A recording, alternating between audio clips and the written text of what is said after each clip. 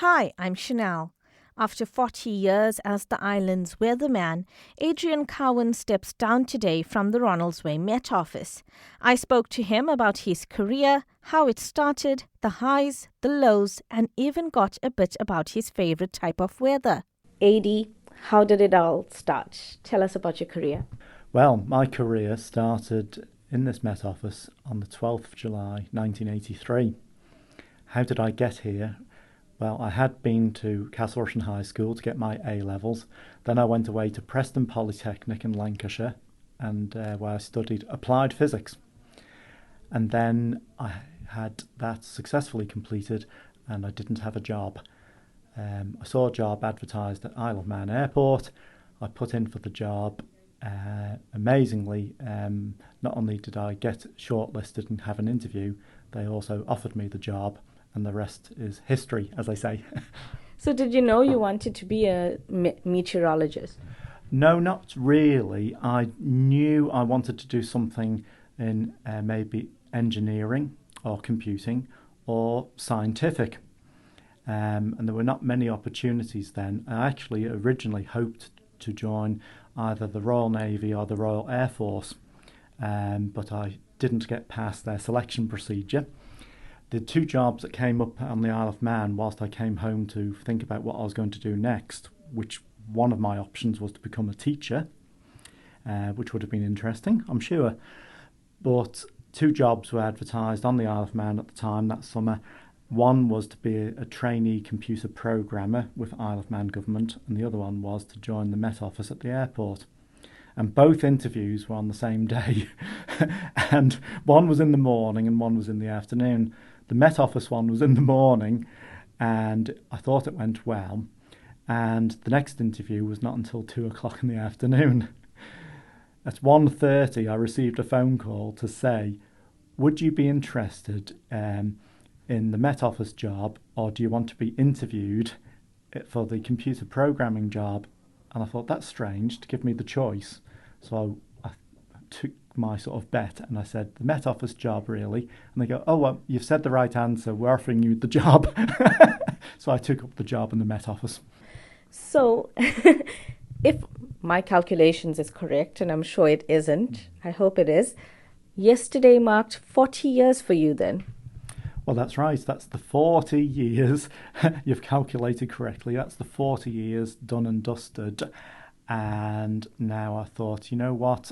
We have some successful trainees completing their training in the office, which I'm pleased has gone very well for all of us. And it's time for me, I think, to step away and enjoy some time for myself with my wife and family, whilst I've still got some years in hand and some health, and leave it to my colleagues to continue the good work. How has your career been? It's been very varied and exciting. I think it's amazing how much changes in technology I've seen. Well, we all have around us in the last 40 years, those of us that are old enough. But at the airport and in the Met Office, massive changes in technology that's made a change in how we do our work and how we deliver the end product, which might be weather reports, forecasts and warnings. The technology of how we monitor what's going on has been amazing changes in satellite technology, computing power, measuring devices. So there's been lots of changes, which has kept it fresh. It's kept it exciting that science and technology continues to improve around us. Before I go on to the science and the technology and how it's evolved, what's been some of your career highs? Oh, there's so many. Some of them are on a serious note and some of them on a more light note. It's too many to count almost, really. But I am, so I suppose, by nature a weather geek. And by that, I mean I like interesting weather, and that normally means severe weather cases. Now, whether that's gales, storms, heavy rain, snow, you name it, I like that because it's more challenging. It has more impact. So that's when it comes into its own, that our forecasts and warnings are critical to help people safe and make decisions. And I think that's one of the things that has improved massively over the years. I now think that we can give people more timely advice, useful advice to help them change their plans or mitigate their risks and dangers and take actions. So there's some of the highlights, how we can help organisations and people stay safe and alter their plans. And what would you say was your most memorable weather event to work on? Report? Well, personally, the one that I took great satisfaction out of was the period of gales and storm surges and high tides that happened early in 2014. So in January and February 2014, there were deep areas of low pressure affecting the British Isles, which produced the gales and indeed belts of heavy rain. But the main feature were the gales. In fact, they were severe gales, and they coincided with high tides. So that produced a combination of storm surges and coastal overtopping, but also some harbour flooding. And I was on duty, so I was buzzing with excitement, but also had a heavy workload. We ended up issuing red warnings, which means there's a risk to life. High impact, dangerous event, people should be aware and take actions to protect themselves. So we issued red warnings for those events, severe gale, high tide overtopping and flooding. And all of those elements were issued in a warning the day before. Actions were taken, people took precautions, sandbags were put out, all those things. And it turned out that the timing and the accuracy of the event was spot on. Even us working in the Met Office were amazed how accurate that event was. And it saved a lot of people damage to their property, and more importantly, everybody stayed safe. No, perfect. I could be wrong, but I think a few of my colleagues and I, we were trying to think back to, or trying to find out when the last red warning was. And I think we did find an article that was in 2013, 2014. Was that the last red weather warning that we received on the island?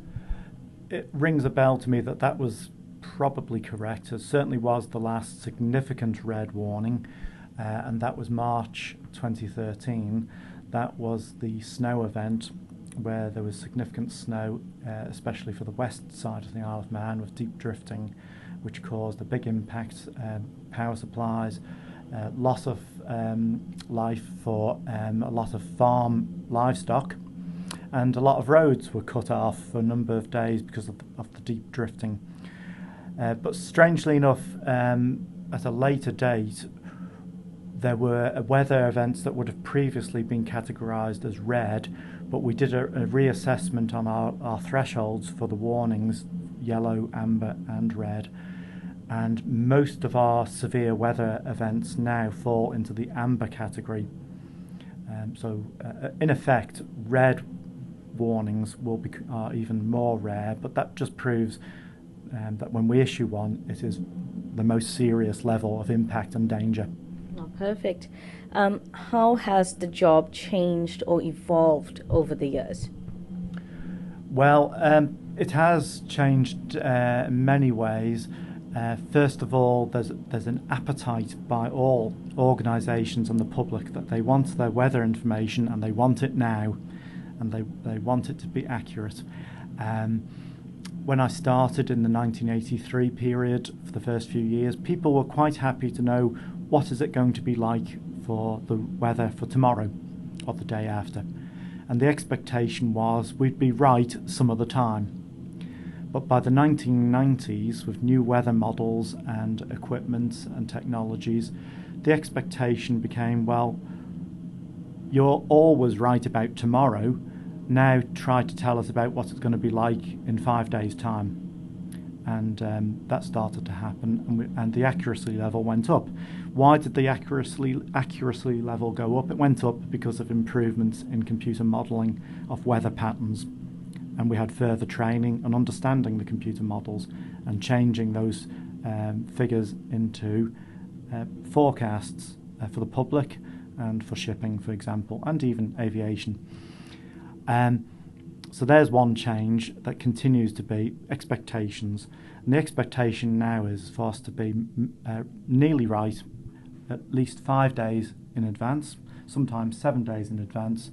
And the accuracy levels continue to improve because of the technology of monitoring, especially with satellite technology, and then modelling with computer models to inform forecasters to convert that into a forecast. So it's all about delivery on those expectations.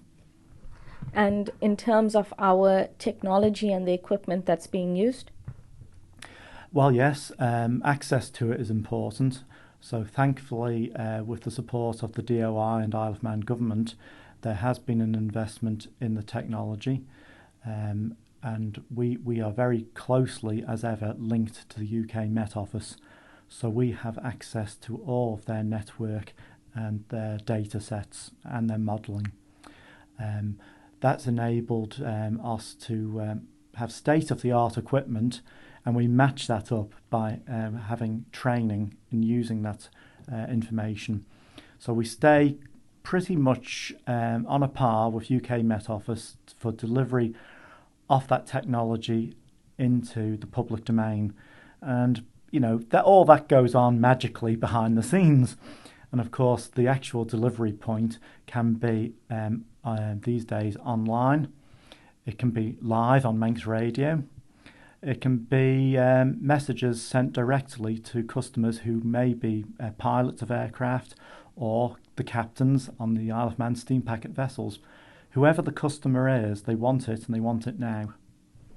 How has it changed when you first started trying to do all of your calculations and all of your readings to now? Did it once take you maybe 5 or 10 minutes to try and work it out, and now you just put it in a computer and you get everything?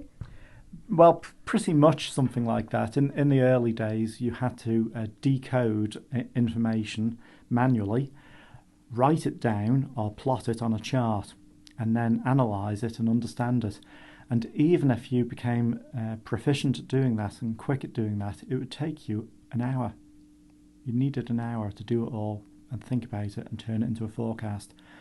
Now we have all that information brought to us by technology. It's on screen. We can analyse it, think about it, and convert it to a forecast within 10 minutes. So there's a massive change there. The expectation of needing 60 minutes, we now only need approximately on average only 10 minutes to take all that information in and convert it into a forecast or a warning, and with more confidence, because that information is there instantly, it's in front of us. Whereas before, sometimes you'd have to make some phone calls, you'd have to ring up somebody else and say, what do you think? What have you got? So in some ways, the job has become easier. I use the word easier when I mean quicker. In other ways, it's become harder because more people want the information quicker and they want it in more detail. So, yeah, swings and roundabouts. Yeah. Where are things up to with regards to your replacement, and what advice do you have for him or her? Mm-hmm. Yeah, so the job advert for my replacement actually closed on the 12th, which is quite bizarre. That was not planned to close on the anniversary of my 40 years. Full circle. Full circle, but the applications finished midnight on the 12th. So we are, strangely enough, as I speak, we're shortlisting today and looking to do interviews next week, which means we should know who my successor will be by the end of July, which is quite as well because I do finish right at the end of July. And what advice do you have for that person? I would say settle into behind the desk, weigh up what's been left behind for you. I will be leaving some bullet points and notes and hints and tips, but make up your own judgment about how you're going to approach the job going forward. Now, I would like to think they might want to keep going a lot of the ways I approach the job and managing the office. But I'd also like to think there might be some new ideas, some innovation, and maybe some changes to maybe slightly improve the service delivery and the training regime. And that's fine. That's why it's great that there's always a fresh pair of eyes at the end of the day who can say, right, well, he did that very well. He didn't do that, so I'm going to do that bit, and we'll see how it goes. I would always say to somebody, give yourself some thinking time. Don't rush into anything. Thinking time, maybe consult with colleagues, and then bring it in slowly and gradually and carefully, whatever the change is. How obsessed do you think you'll be with weather forecasts from now on? Oh, you know what? Forever. Absolutely forever, I'll be obsessed. My daily routine of checking the weather information, the weather forecasts, it's almost my first job in the morning to see what the latest forecast is issued by colleagues and think, really? I'm not so sure about that. Well, most of the time I say, oh, that's good. Oh, they've done a good job today. So I'll continue to be obsessed. You know, I listen to the forecast on the radio. I check my internet feed. You know what? One of my secret pleasures is watching the weather forecast on BBC Breakfast. First of all, it's a quality production. And the bonus usually for me is it's presented by a presenter who I think is excellent at her job, and that's Carol Kirkwood. And as it turns out, if you look behind you in my office, I have a signed postcard given to me by Carol Kirkwood when I was lucky enough to go down to the BBC Weather Centre in London, and we had a meeting, we were shown around, and we went round the studios, and at the end of the day Carol kindly said, would you like a souvenir? And my souvenir is a signed postcard, publicity postcard from Carol Kirkwood, which is a lovely lady to meet, but more importantly she's a great weather presenter. Her training is similar to mine. She was a forecaster who happened to go into TV presentation, so I have respect for her because she understands weather, and more respect because she has the ability to present it, especially on BBC television. There's my guilty pleasure. That's my guilty pleasure. And I'm assuming you're also one of your most memorable moments. I think you can tell that it certainly was. And then, strangely enough, another one of my weather heroes from the BBC presenting team was also coming on duty, and that was Stav Danaos. Again, a quality TV weather presenter, and there are some who do not meet those same standards. I'll put it that way. I'm not going to name them, but you know, when you meet some of your weather presenting heroes in person at the BBC Television Centre, that was a marvellous moment for me. That was just a few years ago. Oh, perfect. How hard is it to accurately forecast the weather?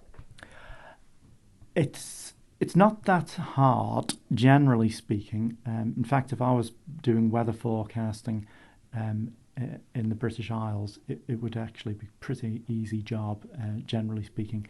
The Isle of Man's a different situation. Because weather systems are so large, it's difficult to pin down, believe it or not, the detail for a little lump of rock in the middle of the Irish Sea, which happens to be called the Isle of Man, because it's a very small target in terms of weather and what it will exactly do. Because the Isle of Man and the Irish Sea are surrounded by the land masses that are Ireland, Scotland, England and Wales, and those modify the weather in itself, and the Irish Sea does too. So by the time any weather system gets to the Isle of Man, it's already been changed a little bit. And even when it reaches the Isle of Man, the detail for different parts of the Isle of Man, we know is going to be different from the west to the east, the north and south. So to convey that message in detail on each and every different day, that's the hard part. Some days we're all going to get the same. There are other days when you identify, oh, it's wet and windy for the south, but it's bright in the north, as a typical example. So those days, when you are a young forecaster and learning, those days are hard. After you've done 20 years, you start to realise you've seen it all before. That's experience. So there's one thing about forecasting: there's the technology, the training, but then there's also the experience, and it's the experience that adds the quality, the value added, and the detail. So all of a sudden, you meet people in the street who notice that they think your forecasts have become more accurate. I suppose they have, but it's because they've become more accurate because they're more tailored to the Isle of Man, and so the perception is the detail for them is more accurate. Right. And how responsible do you feel when the weather's bad for big events? Always. We live and breathe it. And I say we, it's not the royal we, it's all of us in the Met Office. We feel that burden of responsibility, of living with our forecasts and our warnings. That's what we've said. Let's see what happens and how it's had an impact on people. Now that pressure of responsibility seems to ramp up on all of us when it's a big event.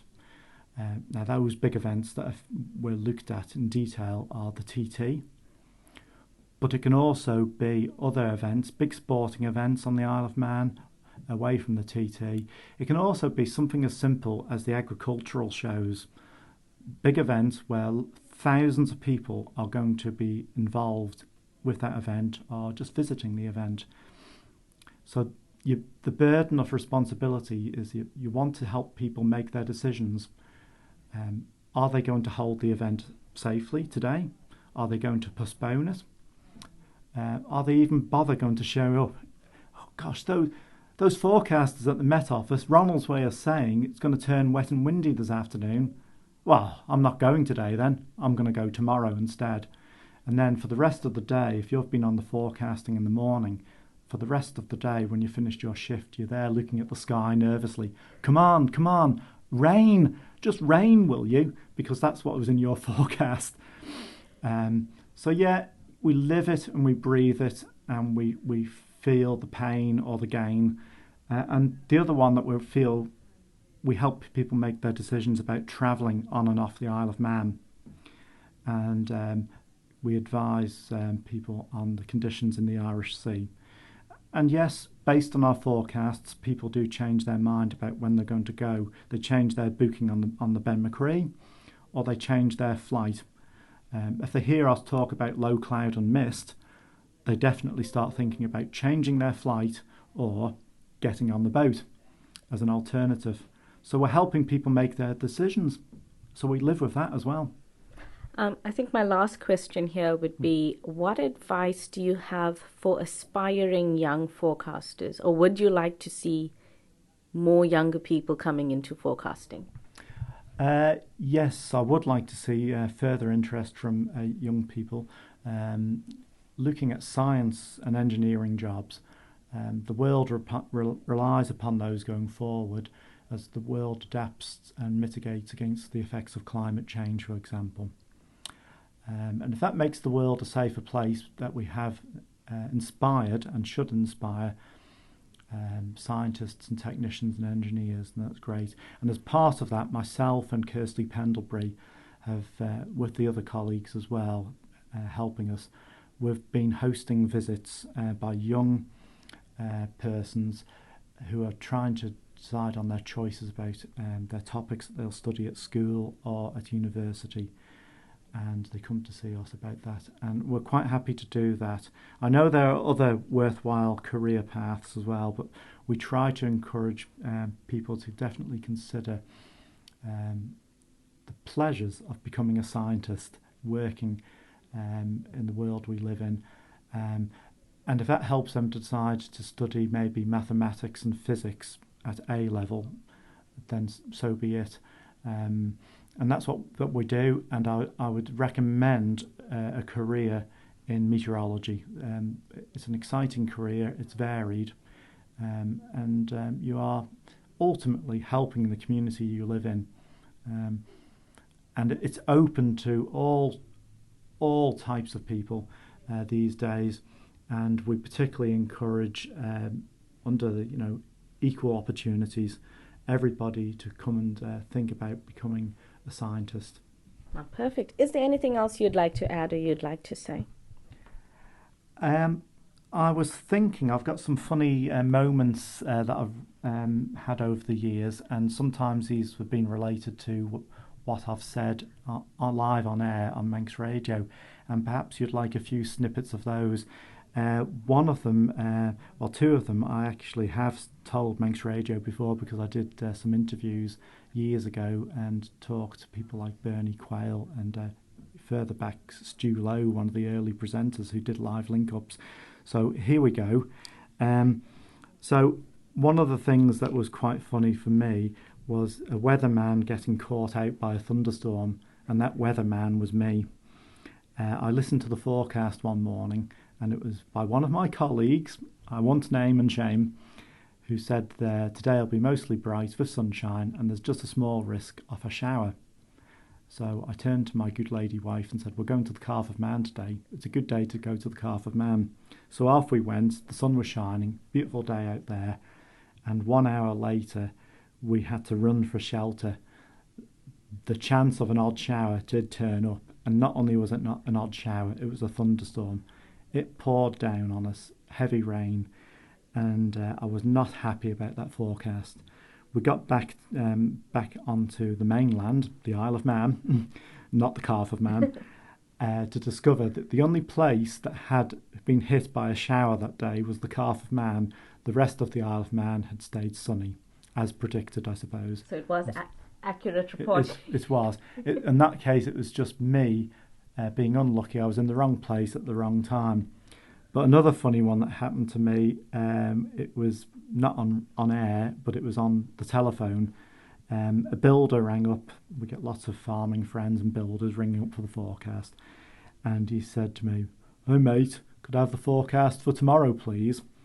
And I said, "Well, yeah, generally it's looking like it's going to be a wet and windy day. In fact, it could be very wet and windy." So the builder says, "Oh, all right, mate, but is it going to rain?" So after a deadly pause, I said, "Well, yes. When I say it's going to be a wet day, that does normally mean it's going to rain." So it was amusing to me that it hadn't computed into him that the word wet means rain. And what else was funny? We sometimes we get some grief about accents in the world we live in, don't we? So we get that in the Met Office as well. But in my early days, my early training, Met Office College, Shinfield Park, Reading, I was interviewed by the famous Bill Giles and Michael Fish for my suitability to do public weather forecasts on the radio or TV. So I did my interview, I did my presentation, and we sat down and they said, "Well, that was okay, but you've got a funny accent." So I'm there with my mouth open. Funny accent. And they said, "Well, we don't know what it is, but maybe you're from Liverpool." And I thought, "No, actually, I'm from the Isle of Man." And they said, "Oh, well, whatever. We don't think you're suitable for radio or TV, but you could go away and practice and give talks to people like the WI. Go away and practice. And maybe if one day you might be lucky, you may be able to be on local radio." Well, thank you, Bill and Mike. I did come back to the Isle of Man. I do talk to the WI, and I do talk to Manx Radio. So, well. Do you have anything else you'd like to share? Well, only if you want to record it, and you might not want to use it. But I've got this thing that I did with Terry. Yeah. It's the final thing. It's the Beaufort scale, which is the wind scale for wind speeds. And most people know what when we say in the shipping forecast, force 5. Yeah. That's the Beaufort scale. So this is what this one's about. I can give the context, the background to this one. So a number of years ago, Terry Kringle from Manx Radio came down to interview me, and we had a good bit of fact finding, but we also had some fun and banter because Terry was like that. He was a journalistic colleague at Manx Radio who everybody respected, but he had a wicked sense of humour and he was a bit of fun as well. So, in preparation for that, I decided that I would modify the Beaufort wind scale. So instead of the normal force 5 and force 6s and gale 8, and it's rather technical and it refers to wind speeds, I thought it would be fun to modify it in plain language. And so the result of that was a modified Beaufort wind scale. Here we go. Force 0, calm. Kids want their dad to fly a kite. Force 1, light winds. Reading newspaper outdoor is tricky. Force 2, reading newspapers outdoor is impossible. Force 3, a gentle breeze. Twigs tap on the front window. Force 4, moderate wind. Gate starts to bang, usually at night. Force 5, a fresh wind. Old fellas' hats blow away and ladies' shirts lift. Force 6, a strong wind. Washing lines come down and sheets land in the mud. Force 7, a very strong wind. Bins tip over and roll about again at night. Meanwhile, in the Shetlands, they say, "It's a better day today, isn't it?"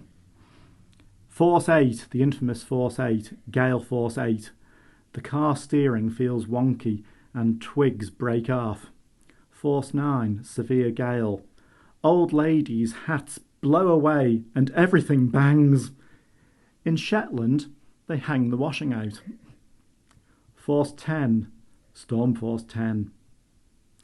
Washing lines, sheets and bins fly away.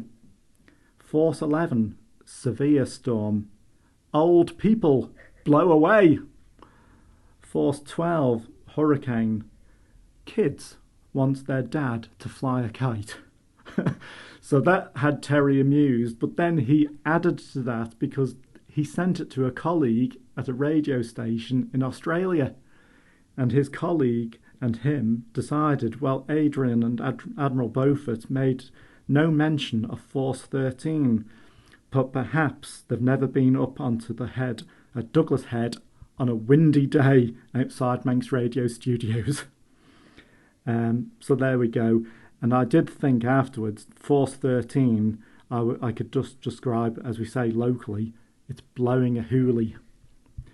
Anyway, those are funny days, and I enjoyed interacting with Terry Kringle and, of course, all the presenters and team at Manx Radio. And, you know, that's another highlight of my career. Thank you for making it to the end of the Little Manx Radio newscast. You are obviously someone with exquisite taste. May I politely suggest you might want to subscribe to this and a wide range of Manx Radio podcasts at your favourite podcast provider so our best bits will magically appear on your smartphone. Thank you.